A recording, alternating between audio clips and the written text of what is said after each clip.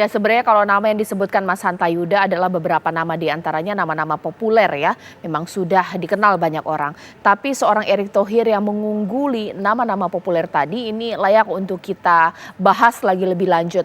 Ini bagaimana analisa? Kenapa bisa kemudian terpaut cukup jauh ya untuk top 2 dan top 3-nya nama Erick Thohir menjadi nomor 1 di sini. Dan kalau faktor cawapres bukan orang partai, sekiranya ini positif atau negatif? Bagaimana Mas Hanta?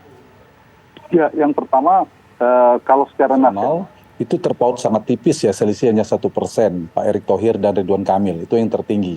Kemudian di nomor 3 adalah AHY, terpaut sekitar 3%, baru Sandiaga Uno terpaut lagi sekitar 2%. Itu yang 4 tertingginya. Memang dinamikanya bergeser tuh posisinya itu sempat terjadi 3 bulan yang lalu, trennya Caca.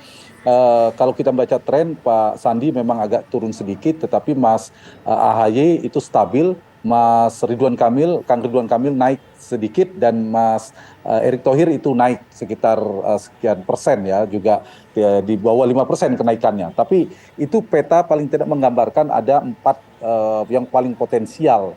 Dan untuk menjawab Caca tadi, ada beberapa, dan Mas Lukman tadi, kalau misalnya Mas Lukman tadi bahas Pak Erick Thohir ini ada, selain tadi Mas Lukman menambahkan soal kinerja, ya itu direkam oleh beberapa lembaga survei terkait kinerjanya sebagai menteri, diapresiasi betul. Yang kedua adalah beliau ini juga cawapres dari 4 ini juga memiliki brand connection-nya masing-masing. Misalnya Pak Erick Thohir ini dipersepsikan cukup dekat dengan Pak Jokowi, kerap mendapatkan tugas-tugas penting dari Pak Jokowi. Dan kita ingat dulu ketua tim pemenangan Pak Jokowi pun Pak Erick Thohir. Itu variabel penting, diberikan tugas-tugas event internasional, terakhir bahkan ketua panitia penyelenggara perkawinan putra presiden. Nah, itulah menyebabkan salah satu kenapa Erick Thohir dan Ganjar Pranowo itu kuat di basis-basis Pak Jokowi 2019. Kita lihat saja Jawa Tengah, Jawa Timur, mungkin bergeser ke Bali, NTT, dan seterusnya. Dalam persepsi publik ya, 2 nama ini ada nama yang paling banyak mendapatkan limpahan secara elektoral dari pendukung Pak Jokowi. Jadi faktor Pak Jokowi selain faktor kinerja saya kira juga penting untuk dianalisa, dianggap menteri yang dekat dengan Pak Jokowi, misalnya ketimbang Pak Ridwan Kamil dan Pak Sandiaga Uno, apalagi Pak AHY, itu relatif paling dekat dianggap dengan Pak Jokowi, kita tahu semua. Dan yang ketiga adalah soal personal brand connection-nya dengan capres. Sekarang sering dikait-kaitkan, misalnya Mas Anies dianggap dipasangkan dengan AHY dalam survei kami di cross tabulasi. Pemilih Anies cenderung pengennya AHY wakilnya. Sebaliknya memilih cawapres AHY pengen Anies. Begitu juga Ganjar dan Erick Thohir. Pemilih Ganjar itu relatif paling banyak menginginkan Erick Thohir sebagai cawapresnya. Sebaliknya ketika kita cross tabulasi juga, pemilih Erick Thohir juga cenderung menginginkan cawapresnya Erick Thohir. Sehingga adalah Ganjar. Karena itulah sebabnya maka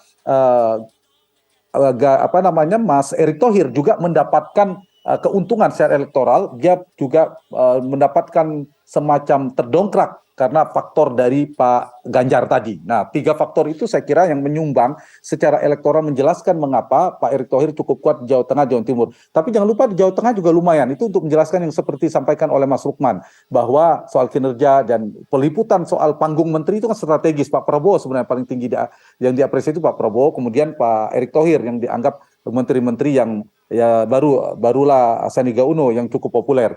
Nah, itu menjelaskan mengapa juga mendapatkan suara potensial di basis-basisnya Pak Prabowo. Nah, yang lain saya kira untuk menjawab pertanyaan Caca tadi, apakah cawapres justru ya terlepas ini kita lihat di Pilpres langsung itu Caca, wapres kita itu sebenarnya tidak terafiliasi langsung partai politik. Pak JK jadi wapresnya Pak SBY pada saat itu juga bukan tidak memegang struktur partai. Ketua umumnya bukan beliau pada saat itu, meskipun beliau Golkar. Begitu juga jadi cawapresnya Pak Jokowi, bukan variabel partai. Jadi bukan karena Pak JK bawa partai. Beliau bukan ketua umum Partai Golkar pada saat itu, justru udah kalah dalam pertarungan di Partai Golkar. Lalu dipilihlah karena elektabilitasnya, apalagi Pak Budiono dan Pak Maruf Amin juga bukan orang partai. Nah, sementara sekarang ini koalisi yang sedang terbangun kan tarik-menariknya cukup kencang, ingin mendapatkan berkah kotel efek dari antara partai-partai itu. Sehingga titik tengahnya ya udah kasih ke cawapres yang tidak terafiliasi partai. Coba lihat Nasdem, Demokrat, dan PKS. Mungkin AHY agak keberatan dari sisi Nasdem. Mereka menginginkan yang non partai, misalnya Bu Kofifa sama Andika. Begitu juga di KIB. Ya saya kira Pak Erick Thohir termasuk Pak Ridwan Kamil itu akan dilirik. dipertimbangkan karena mereka seperti Pak Erick Thohir bukan partai, ya udah kita kasih jalan tengah, kasih ke non partai. Dan saya kira mereka juga berpotensi seperti Pak Erick dan lain sebagainya itu berpotensi membawa tiket partai karena misalnya bisa PAN, bisa P3 dan sebagainya untuk kemudian melengkapi bangunan koalisi. Jadi faktor-faktor ini juga penting ya, Pak. Semua punya keunggulan. Saya setuju dengan Pak Mas Lukman sedikit lagi. Bu Kofifa memang hanya kuat di Jawa Timur. Kang Ridwan Kamil di beberapa tempat memang, tapi lebih mengantong istilahnya Mas Lukman tadi di Jawa Barat. Tapi saya komentarin Pak Mas Lukman tadi, kalau Pak Erick Thohir misalnya diambil, katakanlah Ganjar atau Anies Baswedan bahkan, atau Prabowo, dia punya basis di Jawa Tengah dan Jawa Timur tadi, karena terasosiasi kuat. Misalnya diambil Ganjar, ini bisa memberi tingkat persetujuan, dukungan semakin kokoh pada Ganjar, tetapi dia juga punya basis di basisnya selain Pak Jokowi, basisnya Prabowo, seperti Jakarta, seperti Banten, dan Jawa Barat. Nah ini saya kira jadi pertimbangan sama ketika Mas Anies misalnya mempertimbangkan mengambil Bu Kofifa, mengambil cawapres yang lain juga mempertimbangkan itu. Baik. Nah yang paling kontributif dan bisa dicari kedua-duanya, dia punya basis di basisnya Pak Jokowi dan juga punya lumayan basis di Pak Prabowo di 2019, saya kira itu menjadi seksi ya dalam pertimbangan. Tetapi lagi-lagi ini Caca, Mas Lukman, dinamis ya, ini potret kami di bulan November. Akhir November bisa jadi ada perubahan, ada dinamika, ada fluktuasi.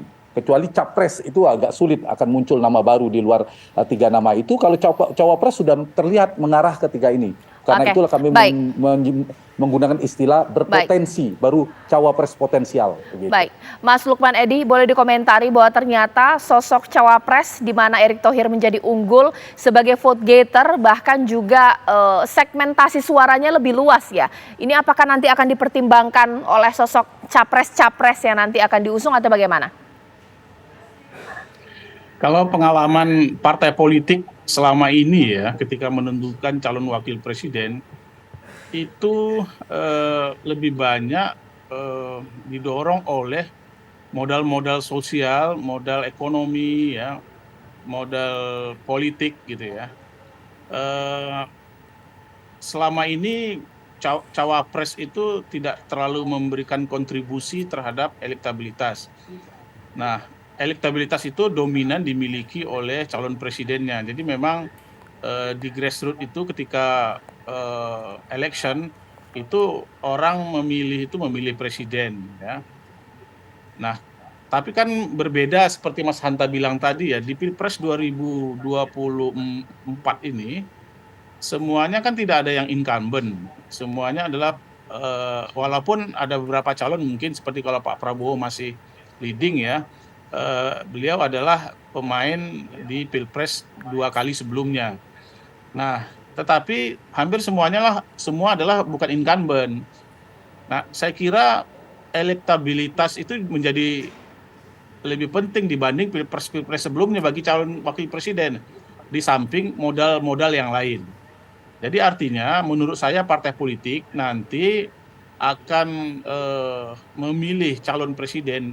Dan kalau kita bicara calon wakil presidennya adalah calon presidennya yang memberikan kontribusi terhadap elektabilitas, tetapi juga calon wakil presiden yang punya modal lain yang lebih kuat dibanding calon-calon yang lain. Dan saya kira menarik kalau belajar dari Pilpres sebelumnya, biasanya memang posisi calon wakil presiden itu tidak dominan dia sebagai pengurus partai politik, karena kan koalisi itu tidak bisa hanya dibangun oleh 2 partai selama ini ya, kecuali nanti kalau di Pilpres 2024 itu koalisi itu terbangun hanya 2 partai. Baik, Mas Lukman Edy. Karakternya kalau koalisi itu terbangun lebih dari 2 partai, maka biasanya sepakatan itu justru kepada tokoh-tokoh yang bukan partai atau yang bukan tokoh partai politik ya. Jadi dianggap orang netral lah. Baik. Ya. Bisa dia sebagai representasi partai A, suatu saat juga dia bisa mengklaim sebagai representasi partai B. Jadi biasanya itu calon wakil presiden itu adalah orang-orang yang dianggap netral secara partai politik ya. Ya, baik. Terima kasih Mas Lukman Edy, terima kasih Mas Hanta Yuda. Kita tunggulah nanti bagaimana apakah nama-nama ini nanti akan tetap unggul sampai nanti pendaftaran calon presiden dan juga cawapres, kita tunggu saja. Terima kasih Bapak-Bapak.